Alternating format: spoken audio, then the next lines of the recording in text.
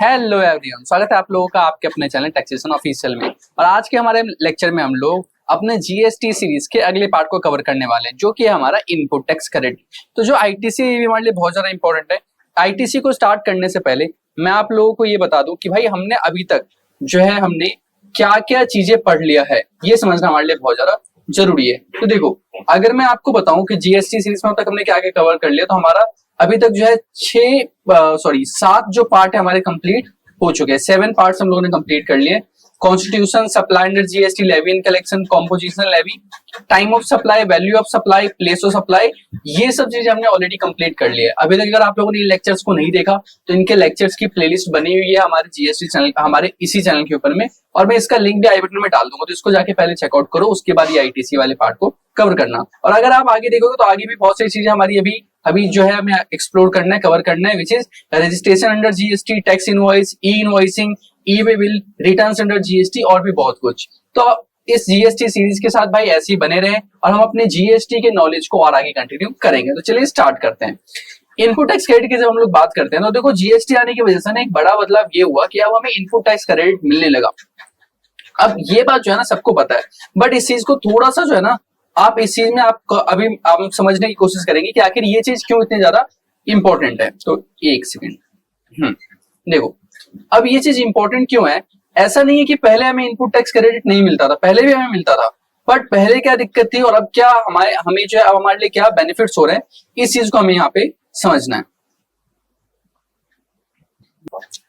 तो हम लोग देखो आईटीसी की बात करते हैं। सबसे पहले तो आईटीसी क्या होता है आप ये समझो। आईटीसी होता है हमारा इनपुट टैक्स क्रेडिट। आईटीसी क्या होता है?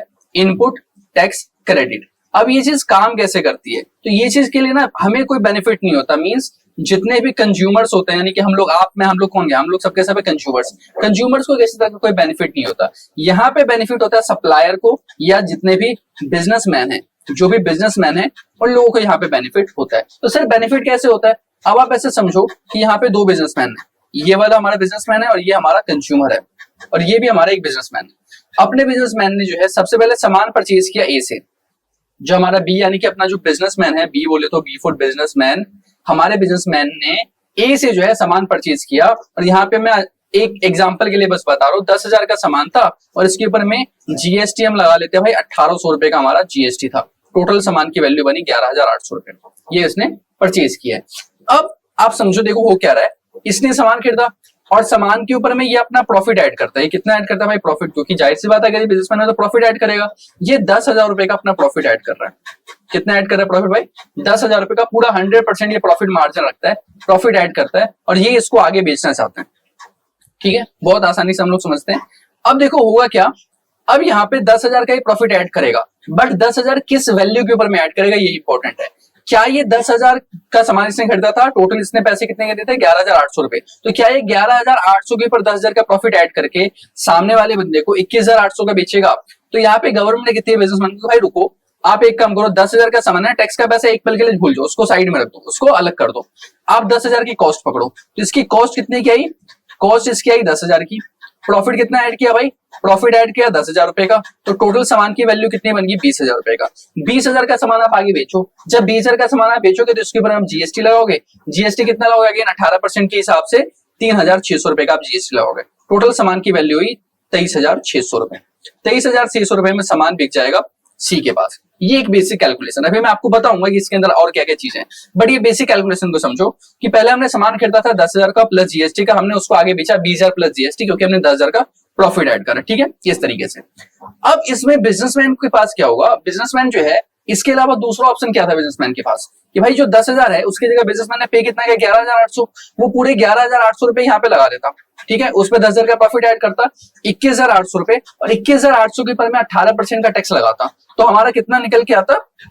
मतलब इससे वो ज्यादा हो जाता है। 21,800 के ऊपर में 18% अगर मैं लगाऊं तो देखो, यहाँ हम एक अल्टरनेट भी बना लेते हैं।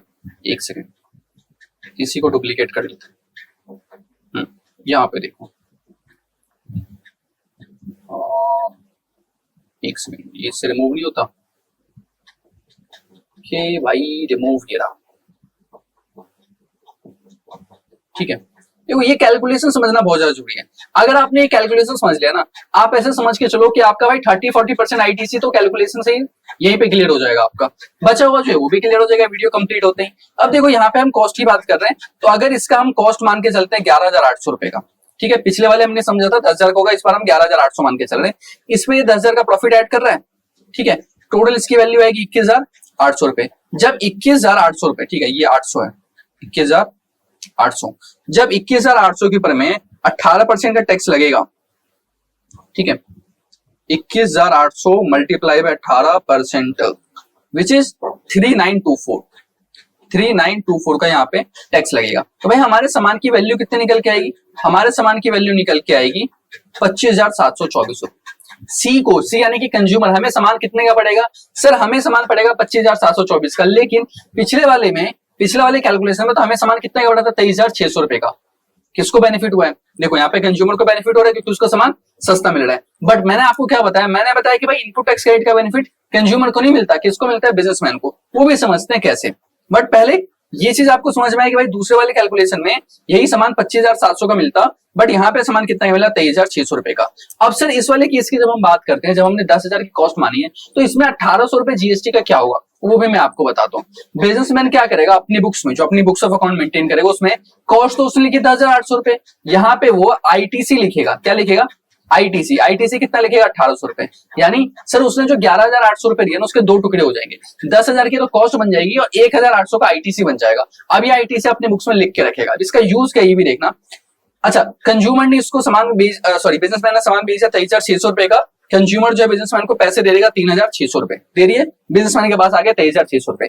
इस 23,600 में से बिजनेसमैन का अपना कितना पैसा है, बताओ भाई, कमेंट करो फटाफट, बिजनेसमैन का अपना कितना पैसा। सर बिजनेसमैन का पैसा 20,000 रुपए, ठीक है, 20,000 रुपए अपने पास रख लेगा, बच कितने गए, बच गए 3,600 रुपए। सर ये जीएसटी का पैसा है 3,600 रुपए, इसको क्या करना है, इसको बिजनेसमैन क्या करेगा, सर बिजनेसमैन ये पैसा ले जाके गवर्नमेंट को जमा करवाएगा। अब हमारा बिजनेसमैन गया है गवर्नमेंट के पास और गवर्नमेंट को जाके बोल रहा है कि गवर्नमेंट मैं आपको 3,600 रुपए जमा करवाना चाहता हूं, क्यों, क्योंकि मैंने सी को सामान बेचा था, सी माने कंज्यूमर है, ठीक है, सी फॉर कंज्यूमर, हाँ, तो मैंने सी को सामान बेचा था 23,600 रुपए का, उसमें से 3,600 का जीएसटी है जो मैं आपको पे करना चाहता हूँ। अब यहाँ पे गवर्नमेंट बोली इसको रुक जा भाई, रुक जा, 3,600 रुपए देना चाहते हो, बहुत अच्छी बात है, बट क्या आपको याद है कि जब आपने ये सामान खरीदा था ए से, उस टाइम पे 1,800 रुपए का आईटीसी बना था, कह रहे हाँ याद तो है, तो भाई उस 1,800 रुपए का जो आईटीसी है ना, उसको यहाँ पे माइनस कर लो, मतलब अभी गवर्नमेंट को हम पे करने वाले तो 3,600 रुपए, बट क्योंकि 1,800 रुपए हमारे पास आईटीसी बचा है, तो हम उसको माइनस कर सकते हैं, दैट इज अलाउड। तो अब हमारे पास कितना बचा सर, हमारे पास बचा 1,800 रुपए, तो हम गवर्नमेंट को कितना पे करेंगे, हम गवर्नमेंट को ओनली 1,800 रुपए पेड टू गवर्नमेंट।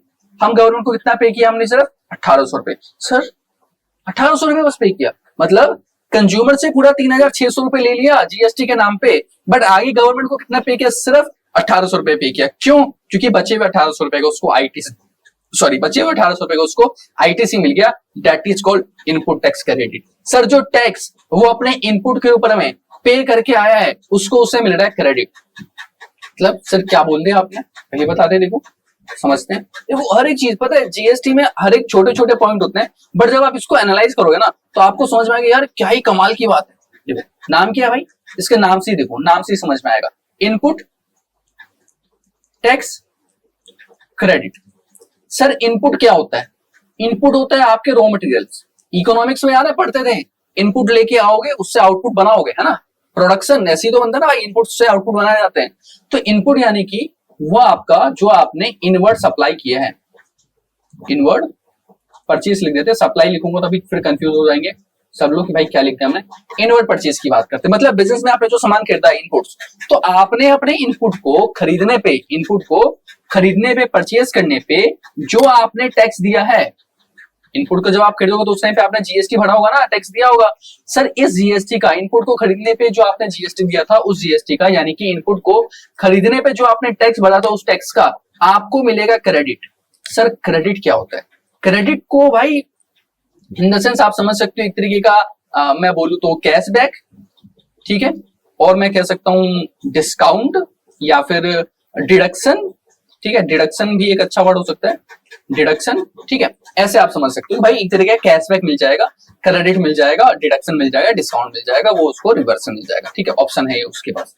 ओके, तो इनपुट टैक्स क्रेडिट, आपने जो इनपुट लाया उसके ऊपर में जो आपने टैक्स पे किया उसका आपको मिलेगा क्रेडिट, क्रेडिट माने आपका भाई हो जाएगा रिडक्शन, ठीक है। बट ये रिडक्शन होगा कैसे, तो ये हमने पिछले वाले स्लाइड में समझा कि जब आपने सामान खरीदा था, जब आपने यहाँ पे सामान खरीदा था, तो आपने सामान कितने में खरीदा था भाई, आपने सामान खरीदा था 10,000 का, उस पर आपने पे कितना किया था, जीएसटी 1800 रुपए। देखो 10,000 का आपने इनपुट खरीदा, उसके ऊपर आपने टैक्स दिया 1800 रुपए का, जिसका आपको मिल गया क्रेडिट, बोले तो आईटीसी, जो आपने यहाँ 3600 में से माइनस कर लिया, आपका हो गया बेनिफिट। बट ये बेनिफिट किसका हुआ भाई, सवाल अगेन फिर से वही है, ये बेनिफिट किसका हुआ, क्या ये बेनिफिट कंज्यूमर का हुआ या क्या ये बेनिफिट बिजनेसमैन का हुआ? सर ये बेनिफिट बिजनेसमैन का हुआ, क्योंकि वो 1800 रुपए जो बिजनेसमैन के हैं अब वो उसके जेब में जाएंगे। ध्यान से समझना, यहाँ पे जब उसने सामान बेचा था 20,000 रुपए का, 23,600 का, तो मैंने आपको बताया था कि इसमें से 20,000 रुपए बिजनेसमैन के जेब में जाएंगे क्योंकि उसके पैसे हैं, बट 3,600 गवर्नमेंट के पास जाएंगे। बट 3,600 में से तो गवर्नमेंट ने 1,800 रुपए का आईटीसी दे दिया, अब जो ये 1,800 रुपए कम दिए हैं, ये 1,800 रुपए कहाँ जाएंगे? सर ये 1,800 रुपए बिजनेसमैन के जेब में जाएंगे। क्यों? क्योंकि बिजनेसमैन ने जब सामान खरीदा था उसके ऊपर में टैक्स पे किया, तो उसको क्या मिल गया, उसको बेनिफिट मिल गया, तो बिजनेसमैन को यहाँ पे बेनिफिट मिल रहा है। क्या इसका मतलब ये है, क्या मैं ये कहना चाह रहा हूँ कि कंज्यूमर को कोई बेनिफिट नहीं होता? नहीं, कंज्यूमर को बिल्कुल बेनिफिट होता है। हमने समझा कि एक एग्जांपल में जब ये सामान 23,600 का मिल रहा है क्योंकि इसका आईटीसी मिलता है, अगर इसका आईटीसी नहीं मिलता तो यही सामान 25,724 रुपए का मिलता, ये हो सकता था, ऐसा हो जाता अगर आपको क्या नहीं मिल रहा, आईटीसी नहीं मिल रहा, इनपुट टैक्स क्रेडिट आपको नहीं मिल रहा, तो आपको क्या होगा, ये वाला सामान इतना का आपको पड़ जाता। बट कंज्यूमर को सामान सस्ता मिल रहा है, लेकिन बिजनेसमैन को आईटीसी का बेनिफिट मिल रहा है क्योंकि उसका पैसा जो है, उसने जो अपने इनपुट पे सामान पे टैक्स पे किया, वो आपको क्या मिल रहा है, रिवर्स मिल रहा है, बेनिफिट मिल रहा है। That is called input tax credit. अब ये सब कुछ होता कैसे है, किस किस केस में हमें आईटीसी मिलता है, कैसे हमें आईटीसी मिलता है, कैसे हम उसको क्लेम करते हैं, क्या उसकी कुछ कंडीशंस हैं, इन सब चीजों को हमें समझना है, जिसके लिए ये पूरा का पूरा चैप्टर हमारे लिए बना हुआ है। तो भाई input tax credit under GST अभी हम लोगों ने समझा, ठीक है। अच्छा अभी मैंने आपको बेसिक करके समझाया, यहाँ पे बेसिक हमारा कंप्लीट हो जाता है। अगर इस बेसिक्स वाले पार्ट में भी आपके कुछ डाउट है ना, तो बस इस वीडियो के नीचे कमेंट कर दो, हम कोशिश करेंगे कि भाई उस तो आपके जो भी डाउट है उसको रिजॉल्व किया जाए। अब हम आगे बढ़ते हैं थ्योरीज के ऊपर में। तो अब देखो क्या क्या चीज है, पहले अपने पास input tax credit under GST in India, हमने समझा भाई आईटीसी नाम की चीज होती है। तो input tax credit is a backbone of GST system. भाई जीएसटी सिस्टम का बैकबोन है, रीढ़ की हड्डी है भाई, बिल्कुल। क्यों? क्योंकि अगर ये चीज नहीं रहता ना तो जीएसटी जो इतना स्मूथली चल रहा है वो नहीं होता, ठीक है। अभी मैं आपको आगे और भी चीजें बताऊंगा। आगे introduce to eliminate cascading effect of taxes. Sir क्या हटाने के लिए लाया गया cascading effect? Sir cascading effect क्या होता है? वैसे तो हमने पहले भी समझा है, बट फिर भी रिपीट करता हूं भाई, हमने पहले भी समझा है बट हम करेंगे रिपीट कि भाई क्या चीज होती है हमारी कैस्केडिंग इफेक्ट। कैस्केडिंग इफेक्ट यहां पे समझो, ये वाले टेबल में, इस वाले टेबल में क्या हुआ था, 10,000 के ऊपर में 1,800 का टैक्स लग के 11,800 हुआ था। 11,800 के ऊपर हमने प्रॉफिट ऐड किया और हमने यहाँ पे 21,800 बनाया और उसके ऊपर हमने टैक्स लगाया।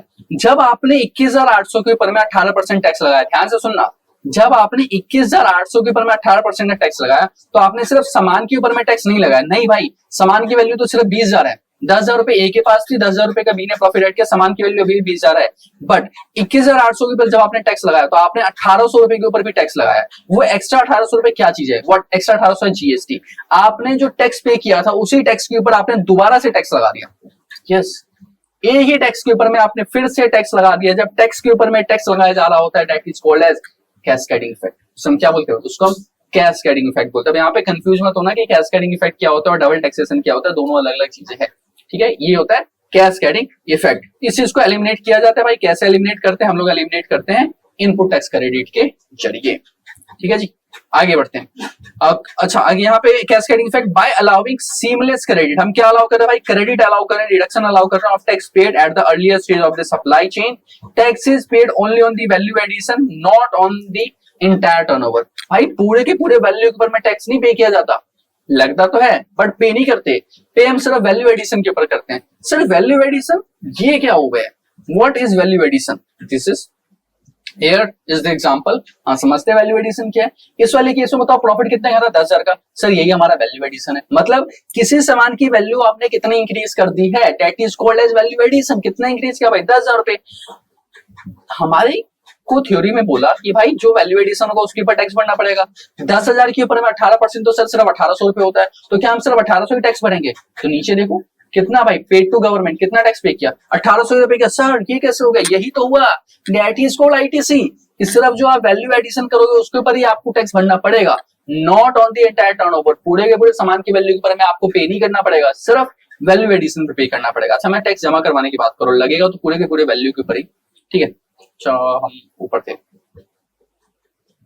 हाँ जी, कोर प्रिंसिपल्स के अगर हम बात करते हैं, GST is paid only on the value addition, सिर्फ वैल्यू एडिशन पे करते हैं। ITC ensure the final tax burden for end on end consumer, not on intermediatory. भाई आईटीसी ये इंश्योर करता है कि टैक्स का पैसा वो भरेगा जो कंज्यूमर होता है, इसलिए मैंने आपको बोला था कंज्यूमर को कोई बेनिफिट नहीं होता है ना। देखो सरकार ना बहुत ज्यादा एक तरीके में बोलूं मैनिपुलेटिंग है।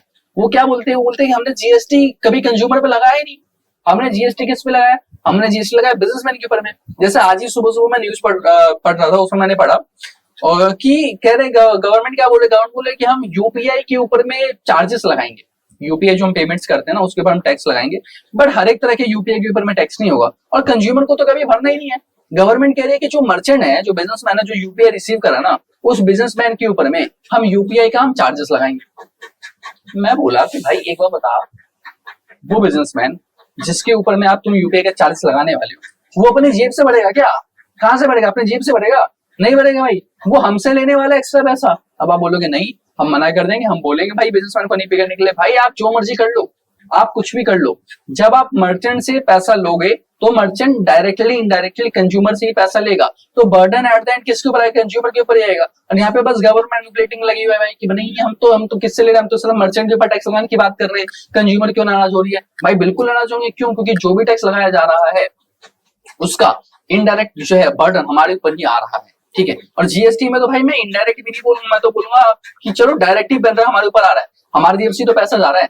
अब वो जो सामान था जिसमें 3600 रुपए का टोटल टैक्स लगा, वो 3600 रुपए किसके जेब से? कंज्यूमर के जेब से। अब आप देखो कंज्यूमर ने हमारे एग्जांपल में ना यही छोटी छोटी चीजें समझने वाली है। कंज्यूमर ने यहाँ पे कितना टैक्स भरा है? भाई कंज्यूमर ने बिजनेसमैन का भी टैक्स भरा है और जो उसने ए से सामान खरीदा था उसका भी टैक्स भरा है। अगर इन्हें किसी और से सामान खरीदा होगा ना तो उसका टैक्स भी सी ही भरेगा। मतलब सर सप्लाई चेन में जितने मर्जी लोगों से सामान खरीदा गया हो, लास्ट में जो कंज्यूमर सामान खरीद रहा है ना वही सारे के सारे बिजनेसमैन का जीएसटी का पैसा भरता है अपने खुद के जेब से। ये दिक्कत वाली बात है, ठीक, ये समझने वाली चीज है। हाँ हमें भी बेनिफिट हुआ है, बट भाई सारा का सारा टैक्स का पैसा हम भर रहे हैं। It is the consumer who is paying the taxes, ठीक है, नॉट द बिजनेसमैन। हाँ बिजनेसमैन भी पे करता है डायरेक्ट टैक्सेस। आगे हम लोग बात करें भाई understanding the input tax credit and its importance. क्यों इंपॉर्टेंट है भाई? इंपॉर्टेंट तो हमें समझ में आ गया। देखो दो तीन चीजें तो हमें यही बेसिक बेसिक में ही समझ में आ गई। देखो यही चीजें रिपीट करेंगे, कुछ ज्यादा नहीं है। देखो आईटीसी टफ है ही नहीं भाई, बस यही चीजें रिपीट करेंगे। क्या क्या हमने तक समझा? कॉस्ट कम हो जाता है कंज्यूमर के ऊपर में, बर्डन जाता है कंज्यूमर के ऊपर में, और इसकी वजह से क्रेडिट मिलने की वजह से बिजनेसमैन की कॉस्ट कम हो जाती है, बिजनेसमैन की भी अपनी खुद की कॉस्ट कम हो जाती है। तो इजीली बिजनेसमैन के पास क्या रहता है? मार्जिन रहता है, उसके पास क्या रहता है? मार्जिन रहता है। तो अब अंडरस्टैंडिंग में देखो यहाँ पे बता रहा है ITC is action. Simple example, ITC is available, GST is paid on raw material. जब हम रॉ मटेरियल खरीदते हैं तो उसके ऊपर हम जीएसटी पे करते हैं, ठीक है। That is credible against the output liability, जिसका आप क्या करोगे? आपको क्रेडिट मिल जाएगा जब आप आउटपुट लायबिलिटी बनाओगे, मतलब जब आप उसको बेचोगे तो उसको बेचने में जो आपको जीएसटी का पैसा मिलेगा उसमें से आप माइनस कर सकते हो। भाई आउटपुट सी जीएसटी होती है, GST on manufactured goods sold at 2 lakh rupees, 18% GST before applying ITC. भाई इसको हम बोलते हैं आउटपुट जीएसटी। देखो अगर आप सामान बेचोगे, जब आप सामान बेचोगे, जब आपने सामान बेचा उसके ऊपर जो टैक्स लगेगा उसे आउटपुट जीएसटी बोलते हैं। जब आप सामान खरीदोगे, सामान खरीदने के ऊपर में आपने जो टैक्स पे किया उसको इनपुट जीएसटी बोलते हैं। Output GST, input GST, output GST और इनपुट जीएसटी दो अलग अलग चीजें, ठीक है। उसका नेट पेबल, नेट पेबल कैसे निकलता है? आउटपुट में से इनपुट माइनस कर दो, आउटपुट लो, उसमें माइनस कर दो इनपुट, जो बचा हुआ आपका क्या? वो आपका एनपी है, which is net payable. Why ITC matter? Eliminating the cascading effect, हमें समझ में आया cascading effect. Reduce the cost, हमें समझ में आया कॉस्ट कम हो रहा है। Improve the competitive and competitiveness and compliances, भाई हमारा कंप्लायंसेस बढ़ता है, अच्छा खासा एक इनवॉइस का स्ट्रक्चर बनता है। सो यहाँ पे ना एक और कंडीशन होती है, बिजनेसमैन जब वो आईटीसी माइनस करता है ना तो एक्चुअल में क्या होता है? जीएसटी का पोर्टल है, जीएसटी के पोर्टल पे सबको रिटर्न फाइल करनी पड़ती है। तो उसमें से एक कंडीशन ये है कि जिससे आपने सामान खरीदा ना वो अपने रिटर्न फाइल करेगा, और जब वो अपने जीएसटी रिटर्न फाइल करेगा उसके अंदर में लिखेगा कि भाई मैंने बिजनेसमैन को, किस बिजनेसमैन को, उसका जीएसटी नंबर डालेगा कि भाई इस फलाना फलाना बिजनेसमैन को मैंने सामान बेचा है। फिर जैसे ही वो रिटर्न फाइल करेगा तो हमारे बिजनेसमैन के पोर्टल के ऊपर में अपने आप आ जाएगा कि भाई आपने इस बंदे से सामान खरीदा, इतना इतना सामान के वैल्यू इतना जीएसटी है।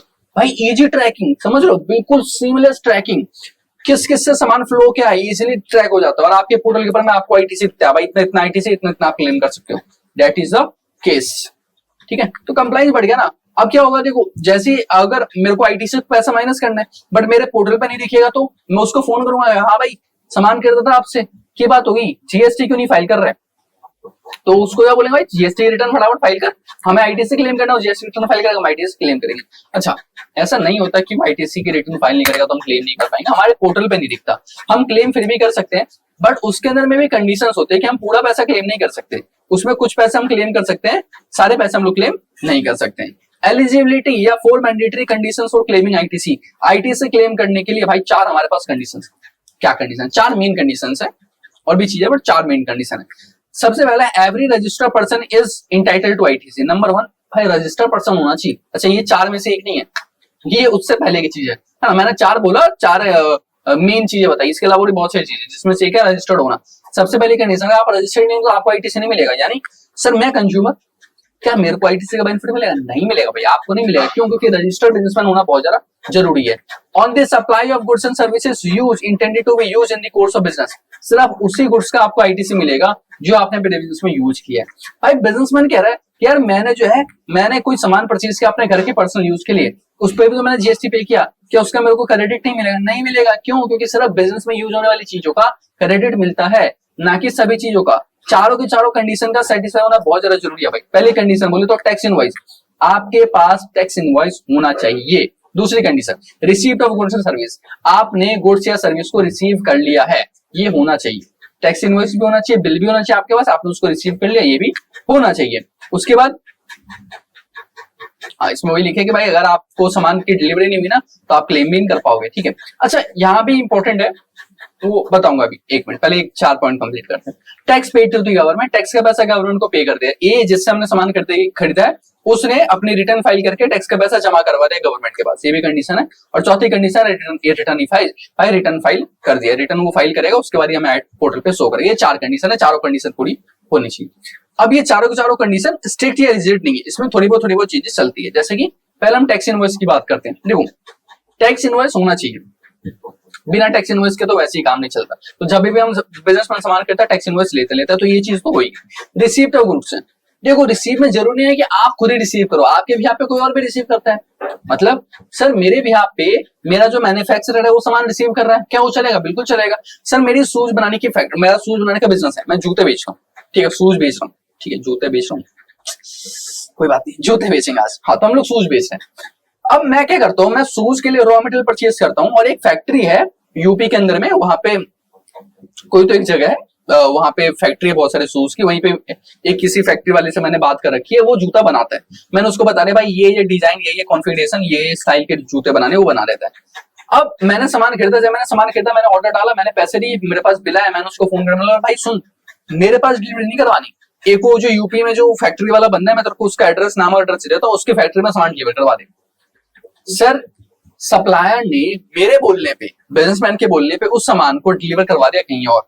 अगर उस मैन्युफैक्चरर के पास भी सामान रिसीव हो गया ना, उसको भी रिसीप्ट ऑफ गुड्स बोला जाएगा। जरूरी नहीं है कि मेरे पास ही सामान रिसीव हो, मेरे बोलने पे कहीं और सामान रिसीव होगा ना तो भी चलेगा। इसलिए यहाँ पे बोलते हैं कि या तो आपके पास रिसीव होना चाहिए गुड्स, या फिर डीम्ड रिसीव होना चाहिए। सर डीम्ड रिसीव क्या?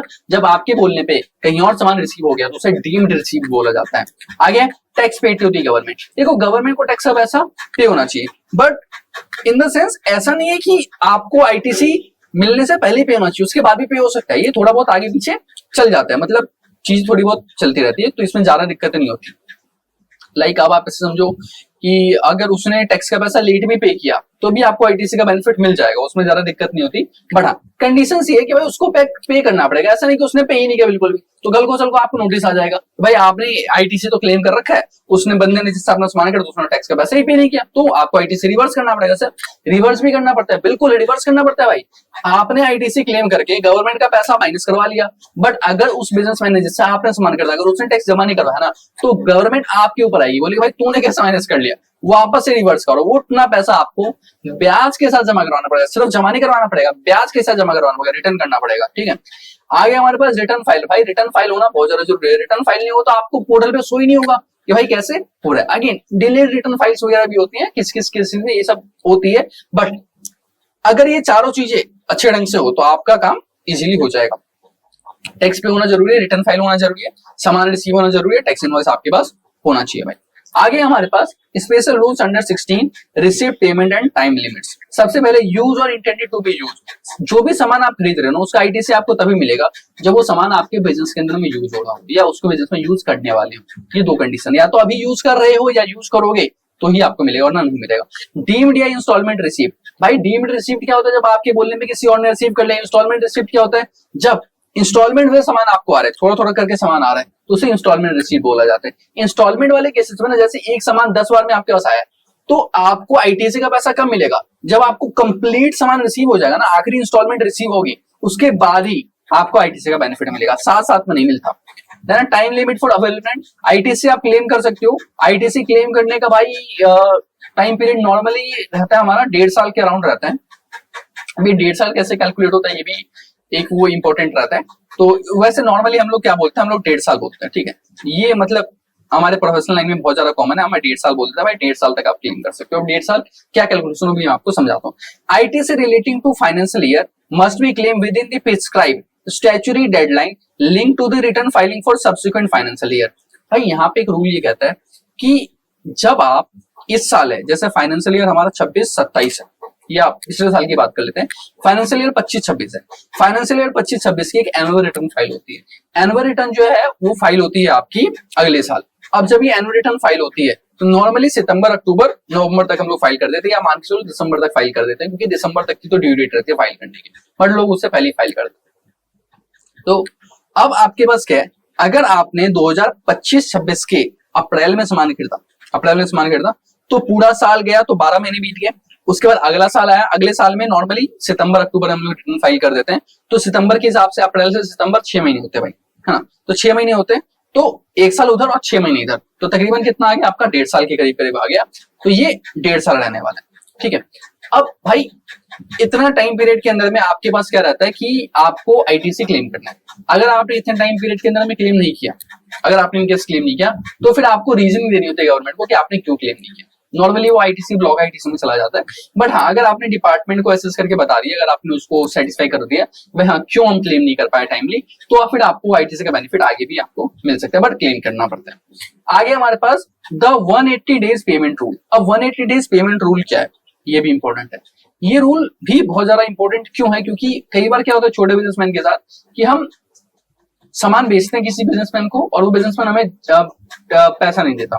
अगर वो पैसा नहीं देगा तो क्या हो सकता है, इस चीज को समझो। Recipient must pay the supplier within 180 days from the date of invoice. Failure to trigger the mandatory ITC, reversal will applicable interest.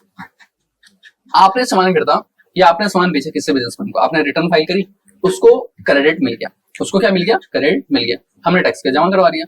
But normally क्या होता है यार, जब हम बिल रेज करते तभी बिजनेसमैन पैसा थोड़ी दे देता हमें, नहीं ऐसा नहीं होता। वो बोलता है ठीक है आपको दे देंगे यार 15 दिन में, 20 दिन में, 1 महीने 2 महीने में आपको पैसा दे देंगे। तो हम बोले कोई बात नहीं, 2-3 महीने कोई दिक्कत वाली बात है, हम समझ सकते हैं, हम आपको 6 महीने का टाइम दे रहे हैं। अगर 6 महीने के अंदर भी परचेसर ने जिसने सामान खरीदा, रिसिपिएंट ने, अगर 6 महीने के अंदर भी अगर आपको पैसा नहीं दिया, सप्लायर को पैसा नहीं मिला, तो सप्लायर के पास ऑप्शन है कि वो अपने पोर्टल में लॉगिन करेगा और एक नोटिस इशू कर देगा कि भाई ये फलाना फलाना सप्लायर है, इसने मेरे को 6 महीने तक पैसा नहीं दिया, इसका जीएसटी का पैसा रिटर्न होना चाहिए। इसके बाद गवर्नमेंट जाएगी उसके परचेज रिसिपिएंट के पास, बोलेगा क्या भाई 6 महीने तक पैसा नहीं दिया, अब एक काम कर, जितना जीएसटी क्लेम किया ना सारा का सारा जीएसटी रिवर्स कर और विद इंटरेस्ट के साथ रिवर्स कर। तो उसके ऊपर दबाव बनाया जा रहा है, क्या दबाव बनाया जा रहा है कि भाई 6 महीने के अंदर में पैसा पे कर दो, वरना जीएसटी रिवर्स करना पड़ेगा, ब्याज देना पड़ेगा वो अलग।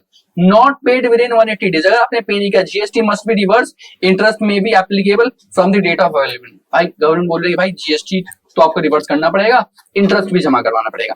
पेमेंट में लेट, जब आप पेमेंट करोगे बाद में, तो once the payment is eventually made to the supplier the reverse ITC can be reavailed. भाई यहाँ पे आपने जो आईटीसी रिवर्स किया था, जो आपने पे करना पड़ा था, उसका आप वापस से क्लेम कर सकते हो, बट वो तभी जब आप पेमेंट कर दोगे तो ये एक मेजर है जिसका यूज करते हैं लोग।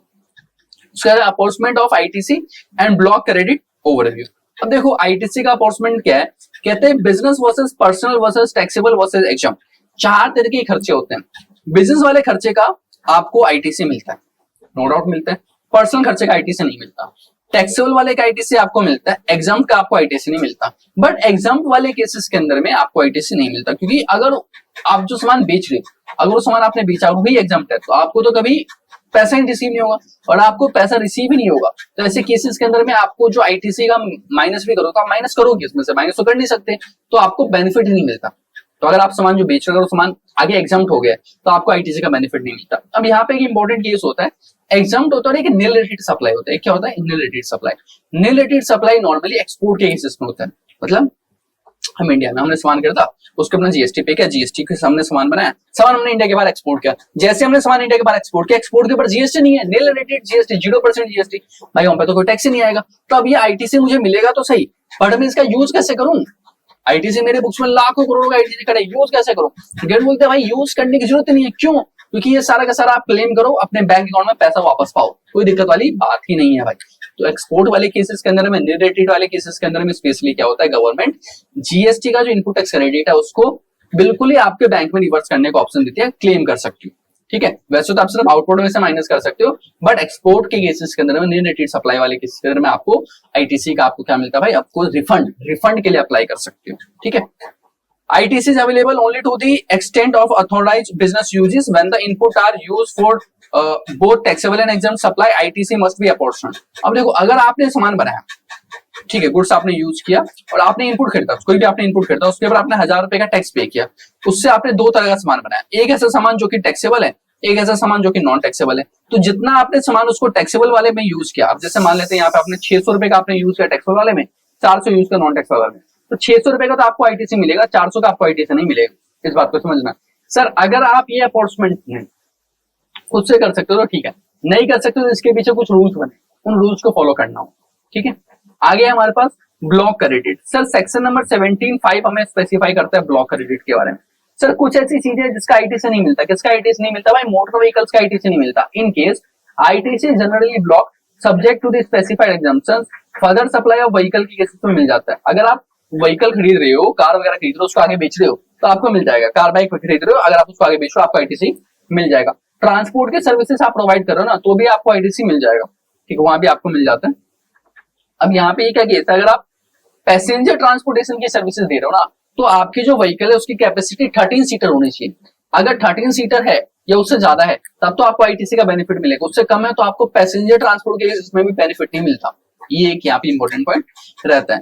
देन वी हैव हमारे पास food and beverages. Sir food and beverages के आपको नहीं मिलता आईटीसी, ठीक है, बट हाँ मिल सकता है अगर आप उसको आउटवर्ड सप्लाई करने के लिए कर रहे हो तो। ठीक है, उसके बाद क्लब मेंबरशिप या ट्रैवल बेनिफिट। भाई क्लब की जो मेंबरशिप होती है उसके ऊपर भी आईटीसी लगता है क्या? उसको क्लेम कर सकते हो? नहीं भाई, क्लब की मेंबरशिप का और बिजनेस का क्या लेना देना है? मतलब ये बताओ कि यार कंपनी का मैनेजर है, कंपनी का ओनर है, प्रोपराइटर है, ये किसी क्लब की मेंबरशिप ले रखा है, उस क्लब की मेंबरशिप के ऊपर में जो ये जीएसटी पे कर रहा है, क्या उसका बिजनेस से कोई लेना देना नहीं है? सर तो उसका आईटीसी मिलना चाहिए? नहीं मिलना चाहिए। तो क्लब की मेंबरशिप क्या रहती है? ब्लॉक रहती है। ठीक है, उसको कुछ नहीं। अब आप बोलोगे सर क्लब में हम जाते हैं, वहां पे हम अलग अलग बिजनेसमैन से मिलते हैं, हमारा बिजनेस एक्सपेंड होता है, दैट इज इनडायरेक्ट। ठीक है, नॉट डायरेक्ट। तो डायरेक्ट वाला होता तो मिलता है, इसका बेनिफिट नहीं मिलेगा। ऐसे ट्रैवल बेनिफिट का भी नहीं मिलता भाई।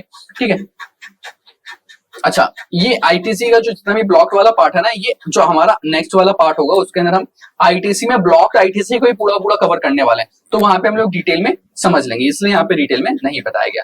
आईटीसी इन special circumstances job work provisions. भाई जॉब वर्क क्या होता है? जब आप सामान के ऊपर में कुछ और काम करवाते हो उसको जॉब वर्क बोला जाता है। ठीक है, नॉर्मली इस तरीके से चीजें चलती है। अब देखो एक होता है न्यू और वॉलंटरी रजिस्ट्रेशन।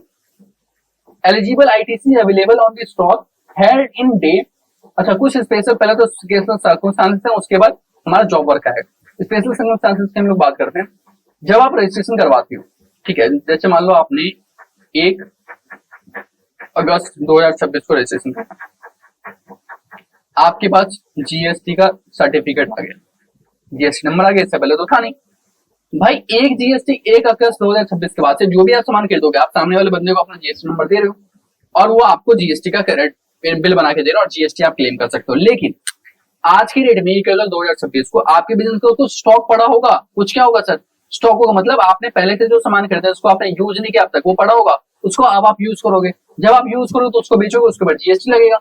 बट पहले जब आपने खरीदा था उसके ऊपर तभी भी जीएसटी लगा था, बट उस सामान के ऊपर जब आपने जीएसटी पे किया था क्या उसका आपको आईटीसी मिला था? सर नहीं मिला था। क्यों नहीं मिला था? क्यों? क्योंकि तब आप रजिस्टर्ड ही नहीं थे ना, तब आप रजिस्टर्ड नहीं थे।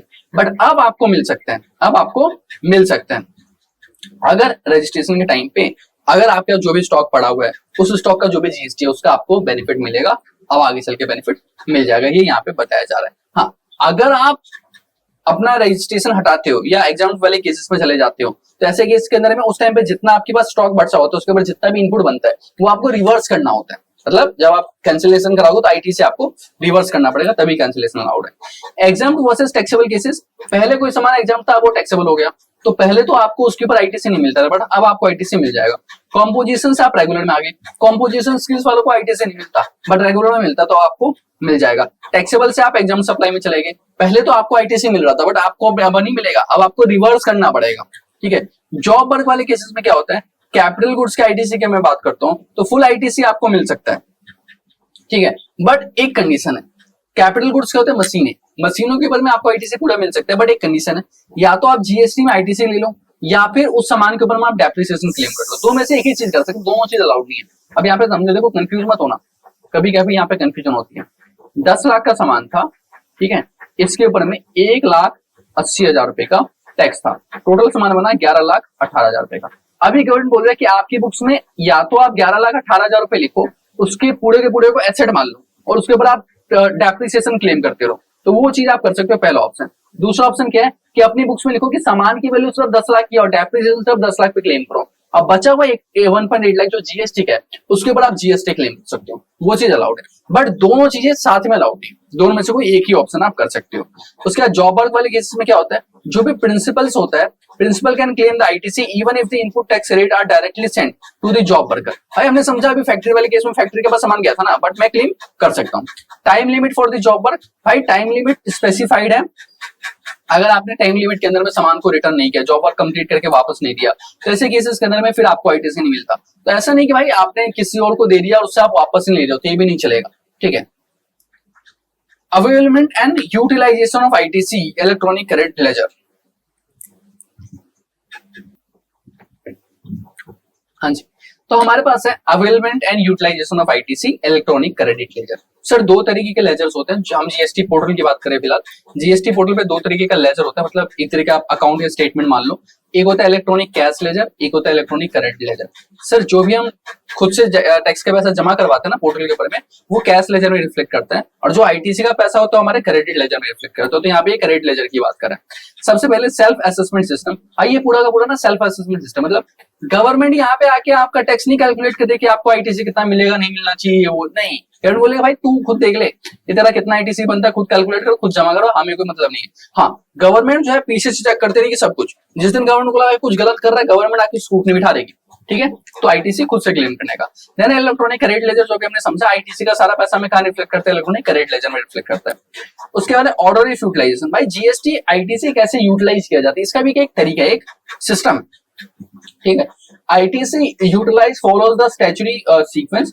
आईजीएसटी, जो भी हमारा आईजीएसटी होता है, credit must be utilize first against IGST, then CGST and SGST, और balance of CGST and SGST credit are applied thereafter as permitted by the law.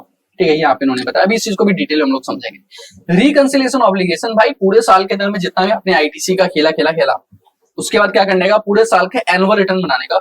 उसके अंदर में आप चेक करो कितना आपने आउटवर्ड सप्लाई किया, कितना इनवर्ड किया, कितना आपने आईटीसी क्लेम किया, कितना आपको पोर्टल पे शो कर रहा है, सब कुछ रिकंसाइल करो और उसके बाद एक रिकंसिलिएशन स्टेटमेंट फाइल करो, that is GSTR 9C, reconciliation statement file करना पड़ता है।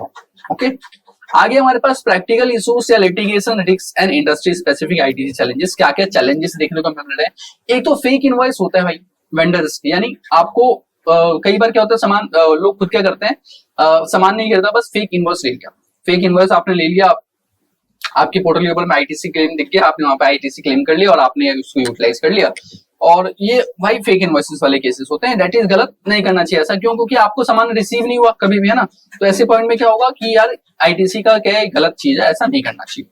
Fake invoice fraud is one of the largest area of GST litigation, सबसे ज्यादा केसेस वहीं पे होते हैं, क्योंकि आपको प्रूफ करना पड़ता है, भाई प्रूफ करो कि आपने सामान एक्चुअली खरीदा है। Department investigate non existent supplier, circular trading या बोगस आईटीसी या फ्रॉडुलेंट क्रेडिट्स, इन सब चीजों को चेक करता रहता है।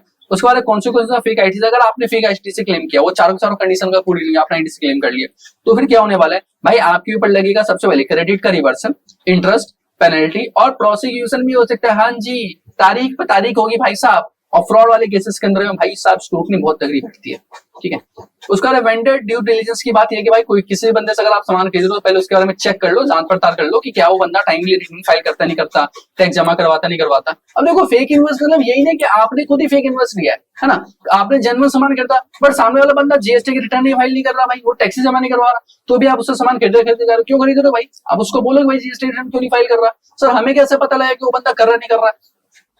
भाई लोग, जीएसटी पोर्टल सबसे ज्यादा यूजफुल पोर्टल। सामने वाले बंदे का, किसी बंदे का जीएसटी नंबर लो, जीएसटी पोर्टल पे एक सर्च टैक्स पेयर का ऑप्शन है, उसमें जाओ, सर्च बाय जीएसटी नंबर पे क्लिक करो, उसका जीएसटी नंबर डालो, सर्च पे क्लिक करो, उसका सारा नाम, डिटेल, एरिया वेरिया सब खुल जाए।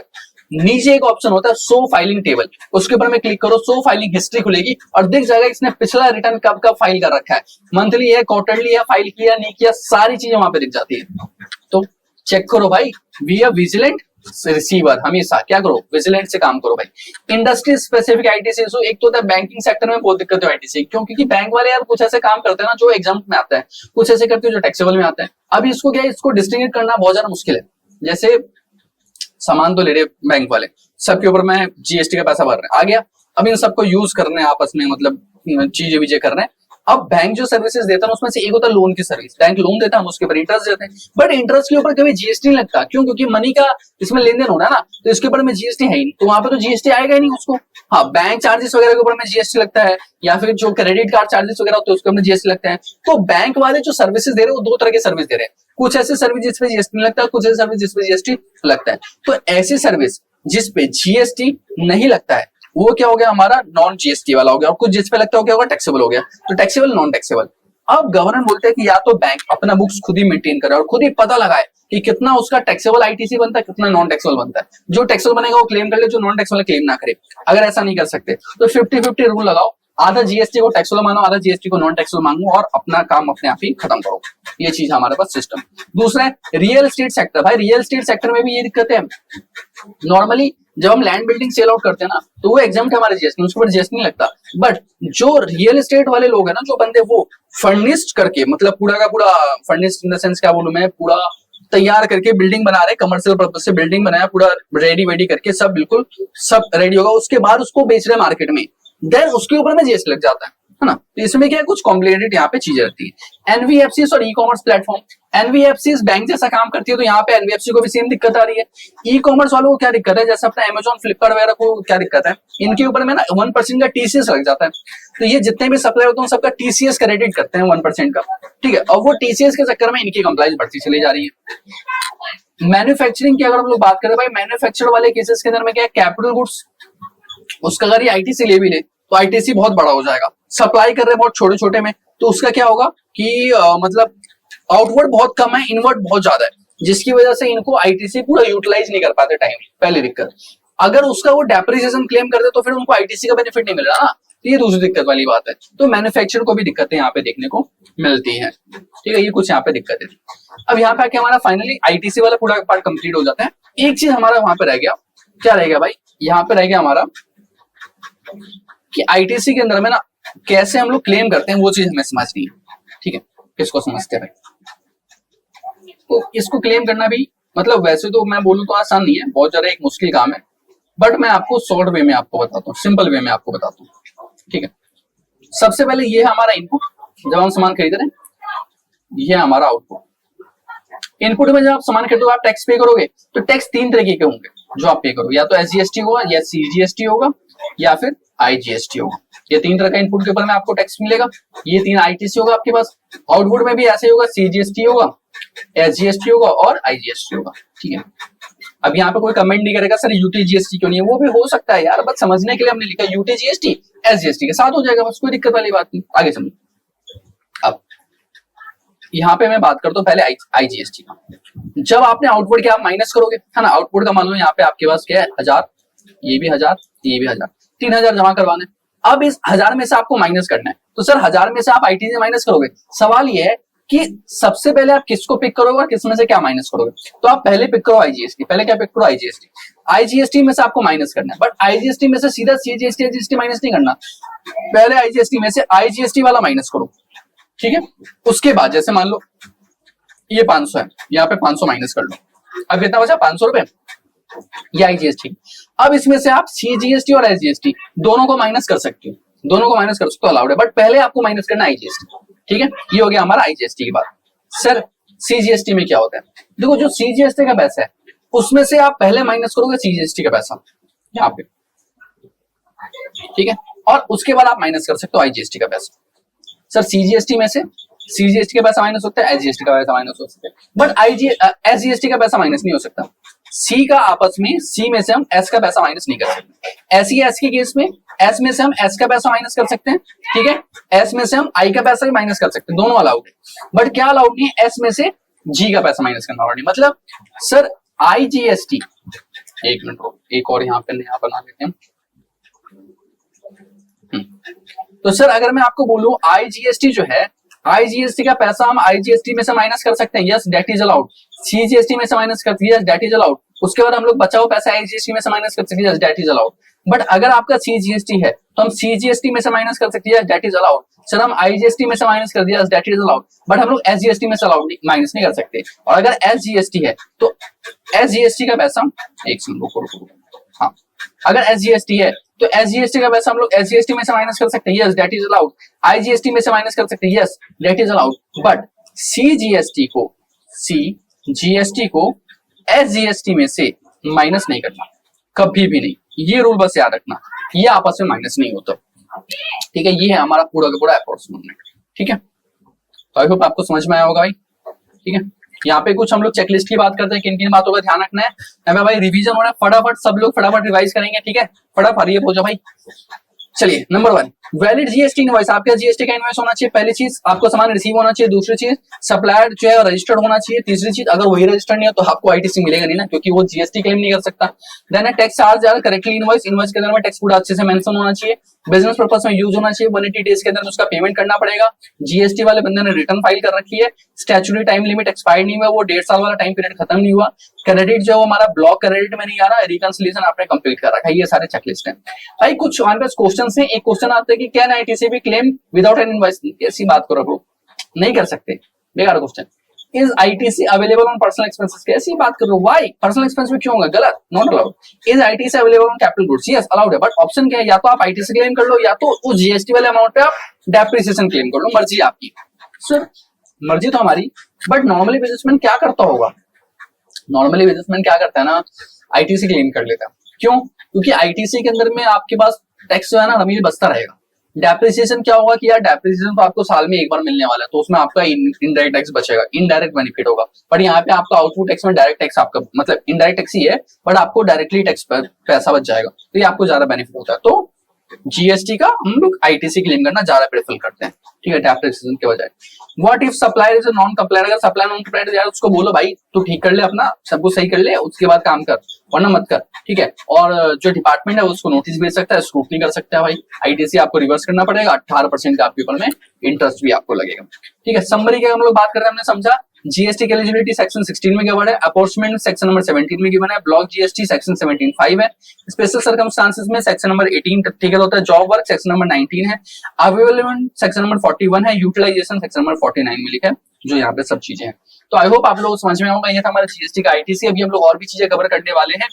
अगर आपको ये वीडियो अच्छी लगी तो एक लाइक करें भाई, चैनल को अगर आपने सब्सक्राइब नहीं किया सब्सक्राइब करें, क्योंकि हम GST, income tax, TDS, TCS और भी टैक्स से रिलेटेड वीडियो हम बनाते रहते हैं। और अगर आपके कुछ भी डाउट है, कुछ भी क्वेरी है ना, तो इस वीडियो के नीचे बस कमेंट कर दो, आपके डाउट को रिजॉल्व किया जाएगा।